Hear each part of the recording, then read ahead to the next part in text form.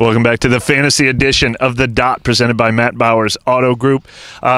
Not a lot of question marks because so many guys have been ruled out already, but Chris Olave will be a big question mark until we see whether or not he is definitely active on game day as he continues to work through the concussion protocol. So make sure you're checking the actives and inactives on Sunday morning. You play him if he plays, although I can't promise he won't be limited because you never really can predict what's going on in the concussion protocol. But if he is ruled out, do you trust any other receivers on this team in your fantasy lineup? Fantasy football? Come on, let's ask serious questions here. No, there's nobody else that I would put in my lineup. I think some of these guys could have decent games, but as far as betting on them to have X amount of points, and that, I think it's just way too unpredictable.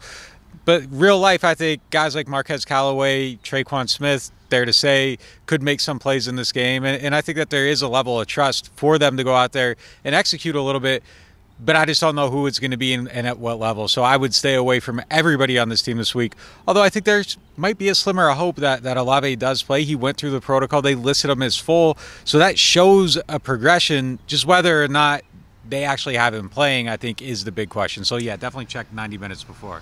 You said stay away from everyone. You meant at the receiver position. What about your tight end position? The biggest mystery in all of fantasy football, Taysom Hill. I've been saying throughout the week, no, you cannot count on what he did this last week. He's never done that before. I mean, the week before, he had a few touches, but it doesn't amount to a ton of fantasy production. But to me, anyone outside of the top 5 or 6, definitely the top 8 or 10 tight ends, it's just touchdown or bust anyway.